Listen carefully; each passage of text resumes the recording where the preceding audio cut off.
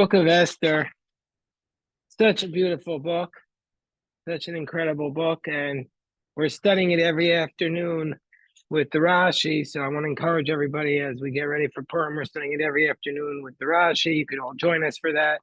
That's this week at 6:30 p.m. So what I'd like to do is look at chapter 3 with the Rashi and the Midrashim and just read it verse by verse. I feel like we never have enough time to study this book. And I've written the book of Esther a few times, but I would write it again if I didn't love writing the Torah so much. Book of Esther is my second favorite thing to write. So maybe one day I'll write it again. So we're up to after the first two chapters of the book, where we see the story of Esther becoming the queen and Mordechai saving Achashverosh from the plot. After all these matters, it says in chapter 3, verse 1, Achar hadvarim ha'eleh hidal hamelech Achashverosh es Haman. After all of these matters, King Achashverosh elevated Haman ben Amdasa ha'Agagi, Haman the Agagite, which means he's descendant of Agag, the Amalekite. He elevated him. Mayasem et kiso. And he elevated his throne from above all the other princes. He elevated his seat from above all the other princes that were there. So Rashi says, well, first of all, let me ask you the question. After what matters? After what matter was Haman elevated? It says, after these matters, Haman was elevated. After what matter? So the simplest reading is the way Rashi reads it, that after the matter of Mordechai saving Achashverosh. Mordechai saved Achashverosh, and then after that matter, Haman was elevated. Now, this is something that we pointed out in our studies. It's not clear how quickly after Mordechai saved Achashverosh, Haman was elevated. We know that Achashverosh was the book begins in the third year of Achashverosh's reign. And in what year is Haman elevated? Anybody remember? Anybody remember in what year is Haman elevated? The 12th year. The 12th year. So it could be that Mordechai saved Achashverosh 9 years earlier. And we would not have thought that the two stories are connected. But the author of the book of Esther, which the Talmud says is Mordechai and Esther, and it seems like it was them, clearly wants us to draw this connection. And Rashi says that God always creates Shenivret Refuah Zu Yoteshua and Mordechai. God created this plot against Achashverosh to be a salvation for Mordechai. That Mordechai saved him. So it's all the whole world. The book of Esther is telling us that the whole world runs on the puppet strings of God. And we don't see it. Can you imagine all the people there must have been, when Haman reveals his plot against the Jews, they must have been distraught. We're unaware that God had already arranged it, that Mordechai had saved Achashverosh. So the whole thing was part of God's plan to put Mordechai in the position of power. And it says Achashverosh elevated Haman. Shakadosh Baruch Hu Bore Refuaso Lamakaso Shal Yisrael. God always creates the medicine before the disease. So now, let me just ask everybody here, why would Achashverosh, from his perspective, before we turn to the Midrashim in this verse, why would Achashverosh have elevated Haman? Is there any indication in the text to tell us why? Anyway.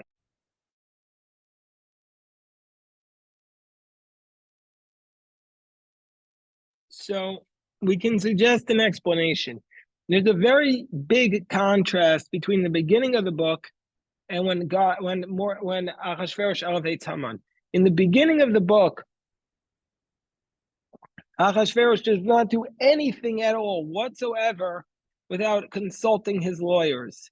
He wants to punish Vashti. What does he do? He has 7 lawyers who sit around, Yodea, Dat, Vadin, the people, he lists all their names. He does everything with this council of this committee who gives him advice.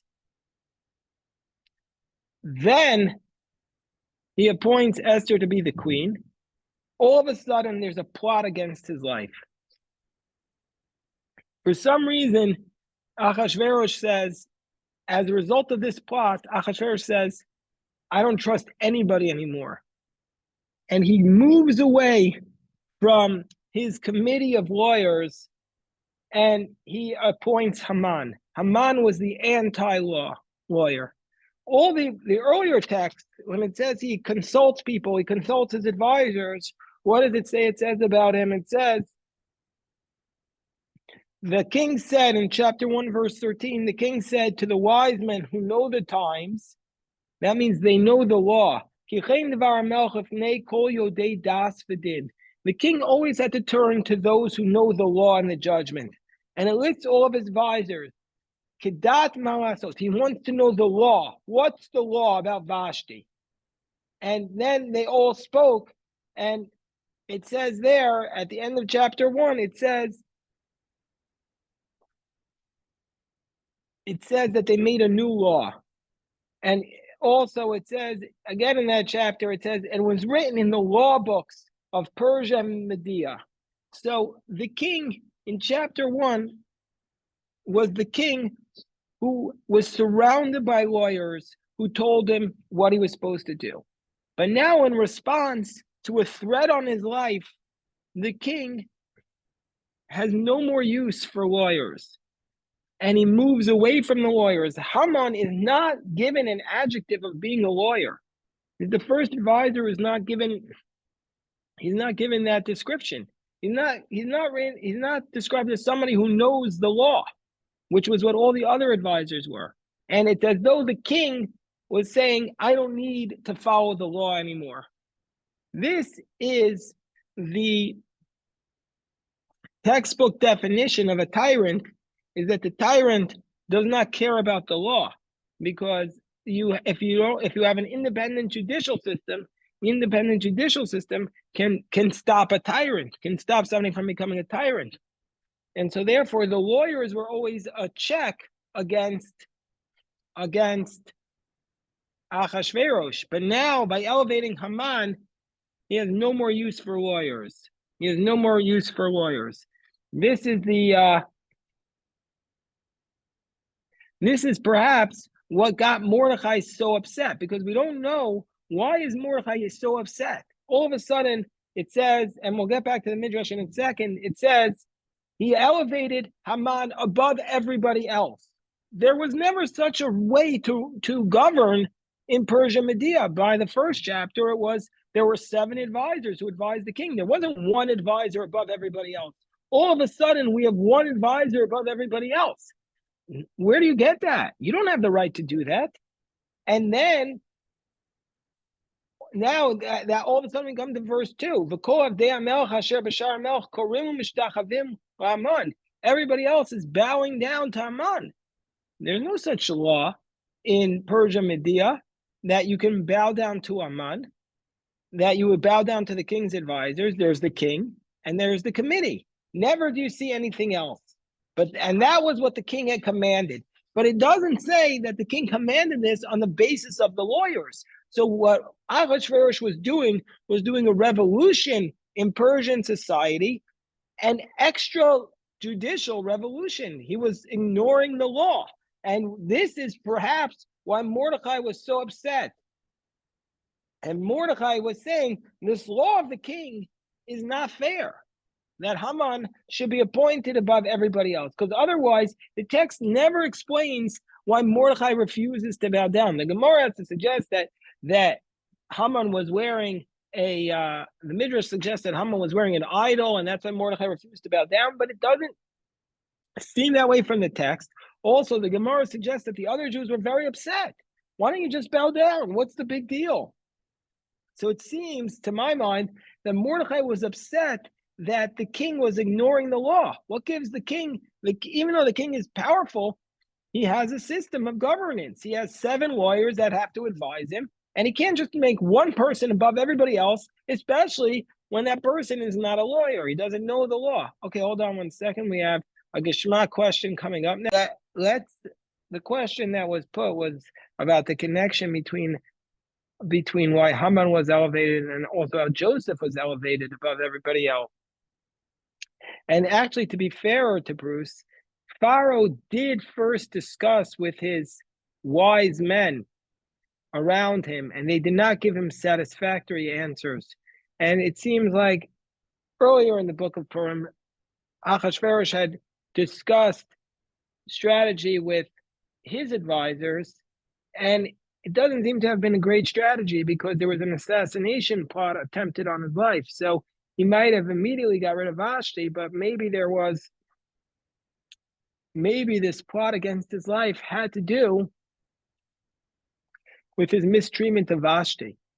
It's very possible that they didn't like the fact that he took away her kingdom, and maybe they were some of his advisors. So there's a midrash that discusses that there is a connection between Joseph and Haman. And I'll read this midrash. I was thinking about that. The midrash says, this is from the midrash Esther Rabbah. It says, Shnei Rabbi Pinchas Omar. Rabbi Pinchas said, Shnei Ashirim Amdu Ba'olam. There were 2 wealthy people in the world. In those days, only 2. Now, I feel like everywhere we trip, we see another Jewish billionaire. Not me, but Baruch Hashem, there are many wealthy people. And one for the Jewish people, the Echad Umas Olam, and one for the nations of the world. V'lo amar lahem mamonam el ratam. But actually, their money ended up only being detrimental to them. Korach b'Yisrael. So who was the wealthy one amongst the Jewish people? Was Korach. And how did Korach get so wealthy? And the Talmud says that Korach became. Why did Korach think he was supposed to take over and get a position of prominence? Because he had a lot of money. He made a lot of money. How did he make so much money? He found, says the Midrash, he found the treasuries of Joseph. He found the stores of silver and gold that Joseph had hidden. And so therefore, meaning to say, he got his money, according to the commentaries, in a dishonest manner, because Joseph didn't hide his money for Korach. He hid his money for his descendants. And Korach took it and found it, and that's how he became wealthy. And how did Haman become wealthy? So this midrash is suggesting that Haman achieved his power because he was wealthy. The king, and in fact, he bribes the king. That's what he does at a certain point. He bribes the king.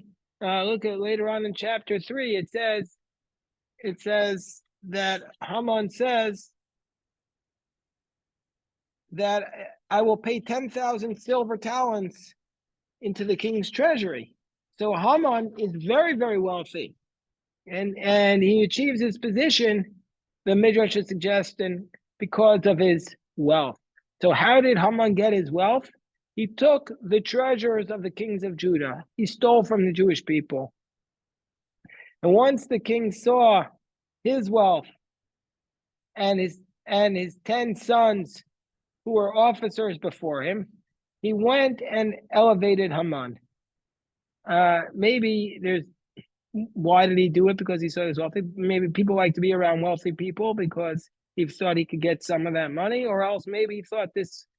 I guess a more charitable reading would say that he felt that because Haman was wealthy, it's clear that God was shining his favor upon him. And so the Midrash is suggesting that was what caused him to be elevated. And And then the Midrash tells us why did Mordechai, and we could look at a few explanations of this, that why did Mordechai refuse to bow down? So the king commanded that that everyone should bow down. So king commanded that everybody should bow down. But what did Haman do? Haman made for himself, and this is also mentioned in the Talmud, but Haman made for himself an idolatrous image. Also, he made for himself an idolatrous image, and he put it on his clothing and on his heart. And whoever would bow down to Haman would be bowing down to idolatry. Because the basic question was, why didn't Mordechai bow down to Haman? There's no prohibition in the Torah against bowing down to a man. The prohibition is against worshiping another man. Bowing down is not prohibited. So therefore, the Midrash has to suggest that the Midrash has to suggest that the way to bow down, that the problem with the reason why Mordechai didn't bow down was because there was an idol on his chest, on Haman's chest, which is not the literal reading of the text. The literal reading of the text was that Mordechai didn't want to bow down to Haman. He didn't want to accept his authority. Not that Haman was saying, worship me.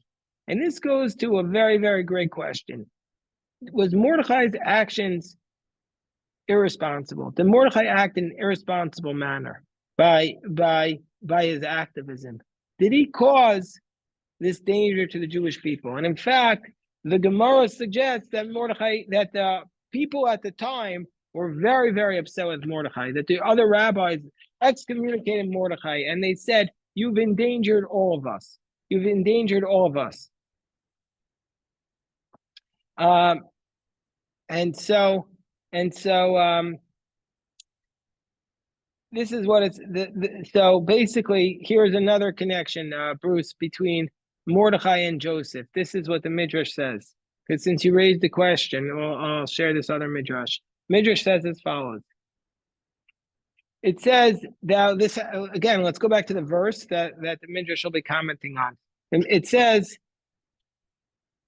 the servants of the king that were in the gate said, why are you violating the commandment of the king? And they said this to him every single day. Mordechai did not listen to them. The Midrash has to assume that the reason why Mordechai is not listening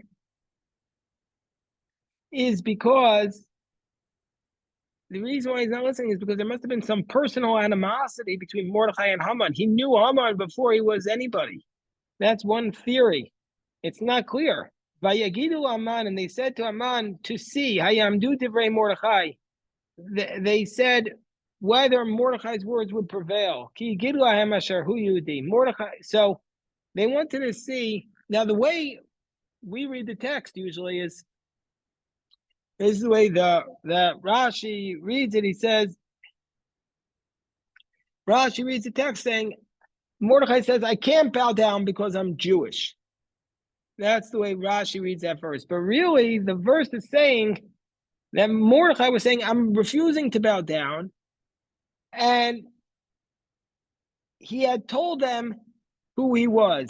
He was a Judean. He came from the province of Judah. Not that it was because of his religion.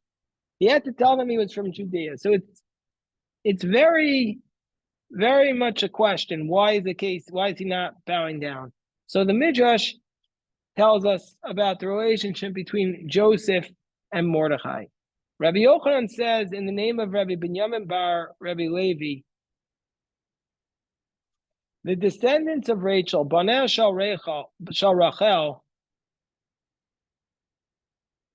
Nisan Shaveh Ugduatan Shaveh. Their tests were equal and their greatness were equal. This really is basically exactly what the direction that Bruce was directing us. How was their test equivalent? Because it says when he spoke, it says just like this verse that says that it happened every single day.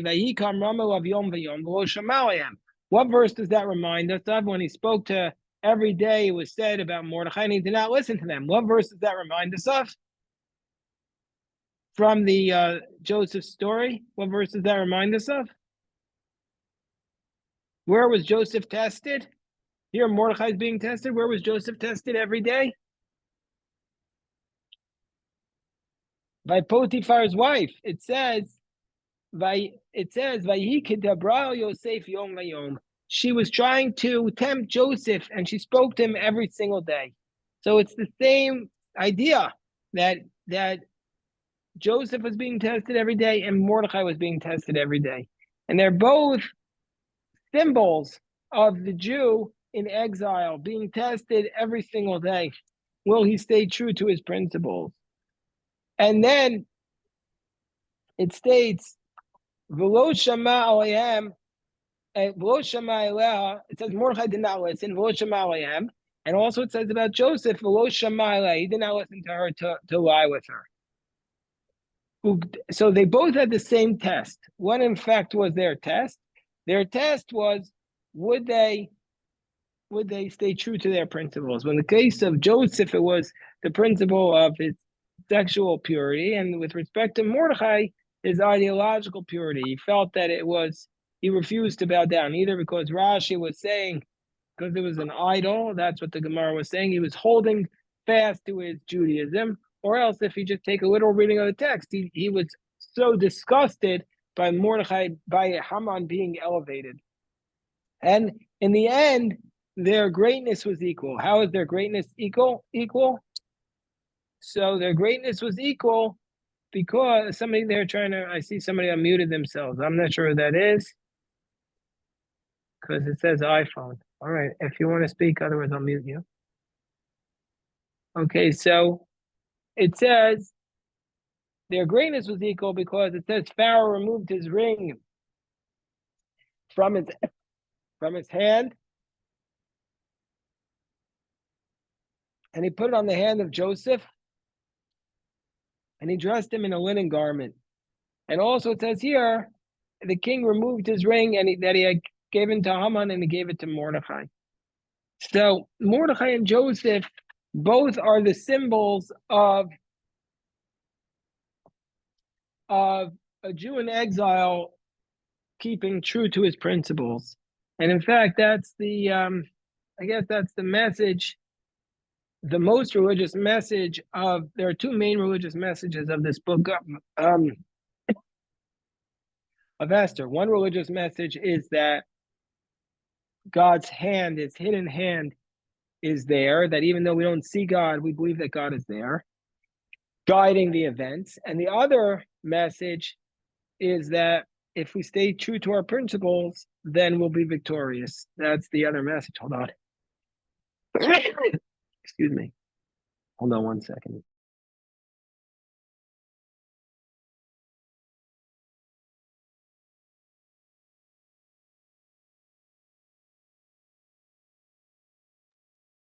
Oh, Deborah was in Abu Dhabi. She was joining us from Abu Dhabi. I think that was the first time that we had anybody in Abu Dhabi tuning in.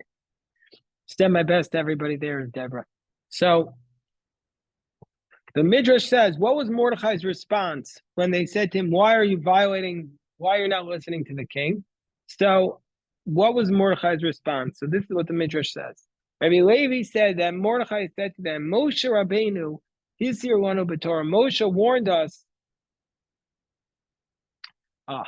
What was Mordechai's response? You have to read this Midrash. It's so beautiful. He says, Moshe warned us, Arura Ish. This is in Deuteronomy. Cursed be the man who will make an idol or a molten image. And this wicked person made himself into a god. So the Midrash wants to say that Mordechai's objection was not about personal affront. It was about the fact that he was disgusted that somebody would elevate himself and claim that he's a god. Another way of saying is that Haman elevated himself above the rule of law. So this is the Midrash understands that was the reason for Mordechai's Objection. Objection. So the guard said to Mordechai, shall we tell Haman this? Shall we tell Haman what happened? Immediately they went and says in the verse, I'll read the verse here, Vayagidu lo Haman asher hu Yehudi, and they told him that he was Jewish. So Haman said to the guards, say to them, oh, this is such a beautiful midrash. This is so beautiful. You're going to love this. Haman said to them, didn't his ancestor Binyamin, because Mordechai came from the tribe of Benjamin, didn't he bow down to Esav?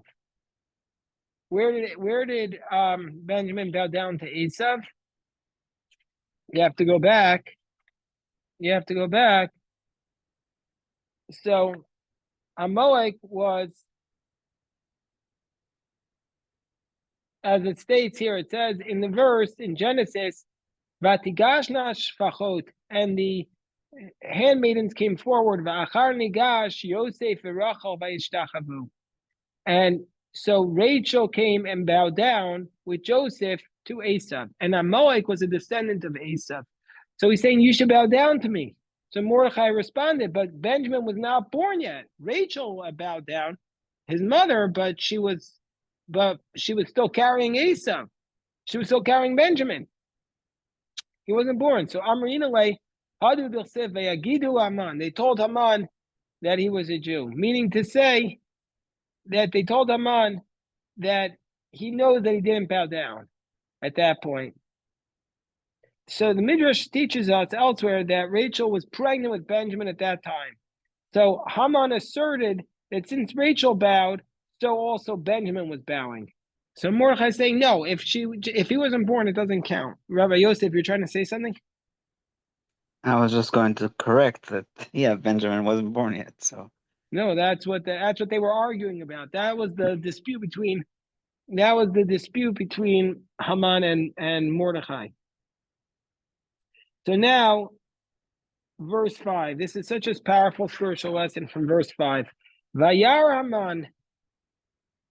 Okay, if everybody only remembers one teaching from today, this is the one teaching I beg you to remember. Vayar Haman, and Haman saw Ki Mordechai koreo mishtachavelo. Haman saw that Mordechai was not bowing down to him. Vayimalei Haman chema, and Haman was filled with anger. Now, I just want to pull this out. Haman literally had every single thing in the world he could have wanted.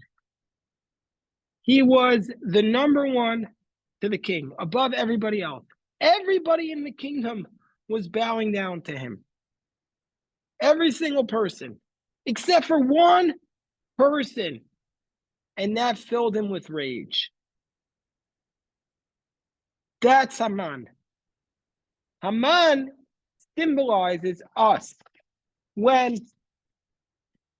we have every single thing that God gives us, but we only focus on the one thing we don't have. Like, we have everything. There's one guy who doesn't do what we want, and that's all we can think about. Why don't we think about the 99.9% of the other things in our life that are going great? That we should just be expressing our unending gratitude to God, and not the one guy in the room who's ticking us off. That's Haman. So whenever we're unable to get past that one person who's driving us nuts, remember that we are acting like Haman.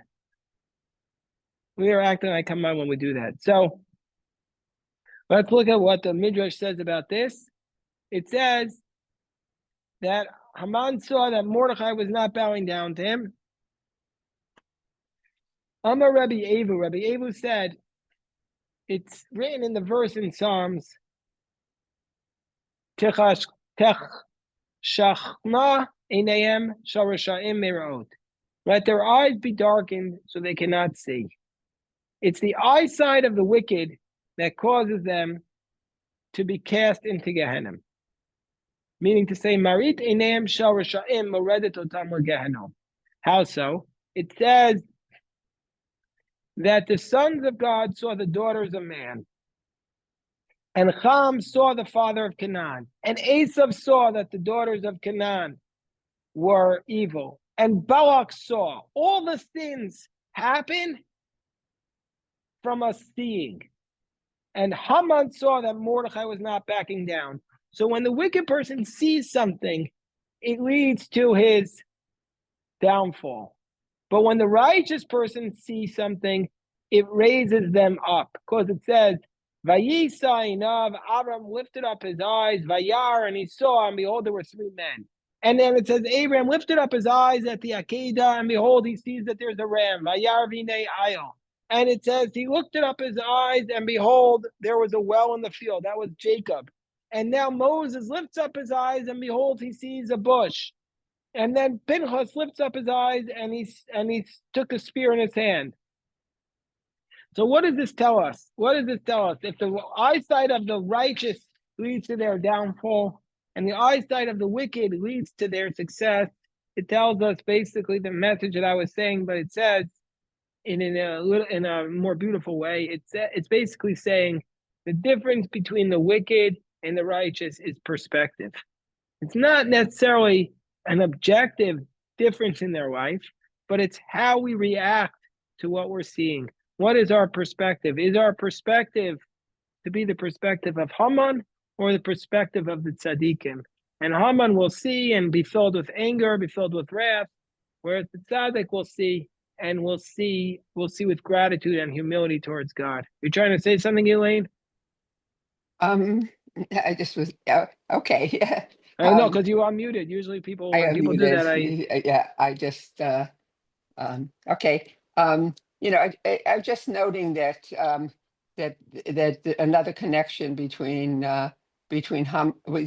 Mordechai and Yosef is that they were both from the children of Rachel, which is yeah,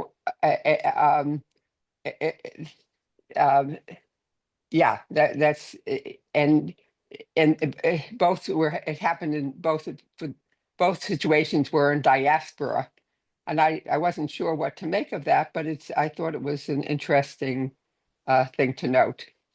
It's very interesting to note that, Elaine. I was thinking to mention that before, but the Rachel in the Bible is the symbol of, first of all, she's the only one of the matriarchs and the patriarchs who's not buried in the land of Israel. She's buried Right. outside the land. She's the symbol of endurance in the face of challenges. That she did not have it easy. She was rejected by God, so to speak, and that all of her sisters or sister wives were having children, and she was isolated. That she is also the one who never gives up pleading on behalf of her children. That she becomes the one. Rachel mivakal banah. Rachel is the one who cries for her children. Kol b'rama nishma, that the voice on the hill is heard. Rachel is the one who we turn to on Yom Kippur. She's the one who we cite on Rosh Hashanah and Yom Kippur. We cite the verses about Rachel, that Rachel is the one who we turn to for inspiration when things are difficult. And Mordechai and Joseph, they were both facing the darkest of times. So this is the test of spiritual stamina in the face of tremendous challenges. So a further idea here is that when all of Haman's advisors, when Joseph was thrown into prison, he did not give up his dream. He continued to be the dreamer while he was in prison. He continued to say, I can interpret your dreams. He did not question his mission in life. So to Mordechai, when everybody else was giving in to Haman, it says Mordechai lo yachrav lo yishtachaveh. It says Mordechai did not bow down, so much so that that Esther told him, "Come get dressed." Mordechai tore his sackcloths, and he went out into the gate, and he continued his mission. So both Mordechai and Joseph were the ones that even in their darkest times, even in their darkest times, they continued to have this total commitment to their spiritual mission. They believed in their spiritual mission, and that's like what is the when we sing on the Purim song that we sing on Purim is Shuatam Hayita Netzach. Your salvation is eternal, meaning v'tikvatam b'chol dor v'dor. That for the Jewish people, we have to have one of the things of the Purim story, which is so important. That's why I think I've been emphasizing this a few times. The story takes place over 10 years. Is that the Jewish people cannot be people who run for the latest news, like the soundbite. That's not our perspective. Our perspective has to be the long-term perspective, that we have to look for the long term, not like, oh, was this a good day for the Jewish people or not? That's not the way it works. It works that we have to look that Hashem has a plan, and the plan, we might not even know over our entire lifetime the course of Hashem's plan. This Purim story is a 10-year plan. Some of us are coming into the cycle on a 100-year plan, or a 150-year plan, or a 20-year plan. We don't know the length of the plan, but I can promise you, if you had come and seen the Jewish people in 1941 or 42, you would have thought that the Jewish people were finished. We're finished. But now, if you look at the Jewish people now, you could see that the Jewish people are stronger than we've ever been before in history, probably. That's probably, since the time of King David, the Jewish people have never been in such a strong position.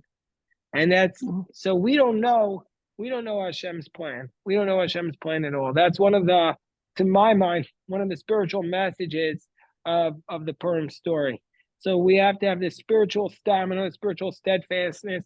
We can't be like Haman, who are always seeing who are filled with wrath when one thing doesn't go our way.